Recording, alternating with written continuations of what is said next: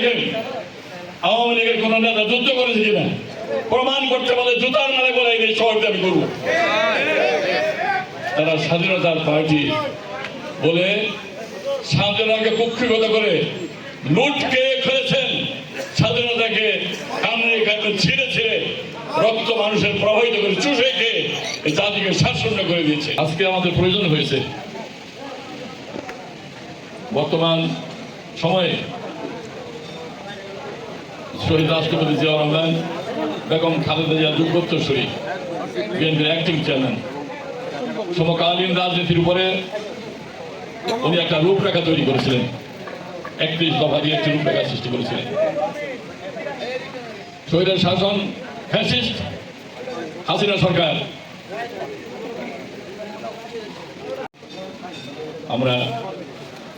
আমি একটু আলোকপাত করতে চাই মহান মুক্তিযুদ্ধের স্বাধীনতা শহীদ হয়েছেন, বৈষম্য ছাত্র আন্দোলনে যারা আত্মহত্যা দিয়ে আহত হয়ে পঙ্গু হয়ে যারা বাংলাদেশের নতুন ধারাকে সংযোজনের জন্য, নতুন গণতান্ত্রিক মূল্যবোধ প্রতিষ্ঠা করার জন্য, রাষ্ট্র কাঠামো মেরামত করার জন্য যারা জীবন দিয়েছেন তাদের স্মৃতির প্রতি আমি শ্রদ্ধা নিবেদন করছি। আমি অত্যন্ত আঘাত করে বলতে চাই না, দেশকে যারা ভালোবাসে তারা কি দেশ থেকে পালিয়ে যেতে পারে? তারা দেশকে ভালোবাসতে বাসতে স্বাধীনতার চেতনার কথা বলে মাটিতে অচেতন হয়ে পড়ে যেতেন।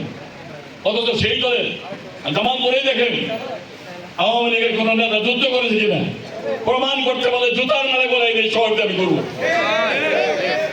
তারা স্বাধীনতার পার্টি বলে স্বাধীনতাকে কুক্ষিগত করে লুটকে ফেলেছেন, স্বাধীনতাকে কামড়ে কামড়ে ছিঁড়ে ছিঁড়ে রক্ত মানুষের প্রবাহিত করে চুষে খেয়ে জাতিকে শাসন করে দিয়েছে। শাসন, বিচার ব্যবস্থা,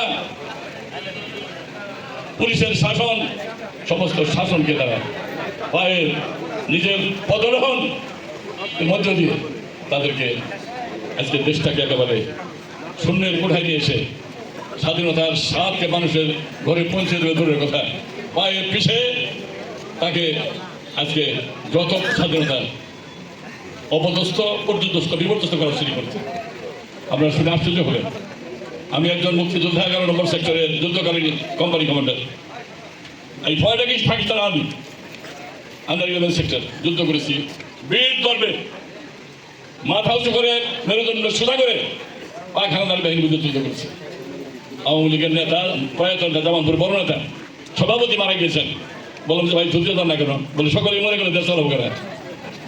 উনি হলেন দেশ চালানোর পারে, মৃত্যুকে আলিঙ্গন করতে পারে নাই। আমাদের বন্ধুরা মূর্তিকে আলিঙ্গন করেছে, তাদের লাশ কাঁধে আমরা ক্যারি করেছি, রক্ত গোল গোল করে আমাদের গলগণ্ড হয়ে মুখে মাটি পড়ছে। আমরা অনুভব করেছি, দেখেছি। এই স্বাধীনতার এই বীর শহীদদের কথা মনে হলে 54 বছর পরে মানুষ আহাজারি করছে।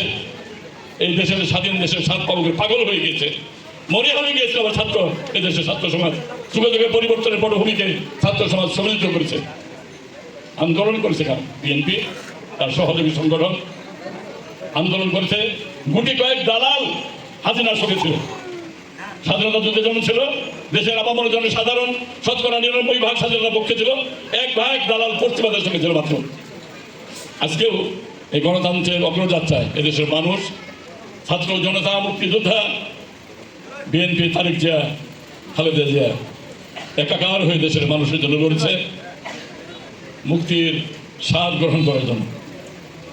আজকে এই স্বাদ গ্রহণের প্রাককালে যে আমাদের নেতা তারেক রহমান 31 দফা দিয়েছেন, যুগে যুগে আন্দোলনের পরিবর্তনের পটভূমিকে ছাত্র যুবকরাই সমৃদ্ধ করেছে, আমরা স্বীকার করি।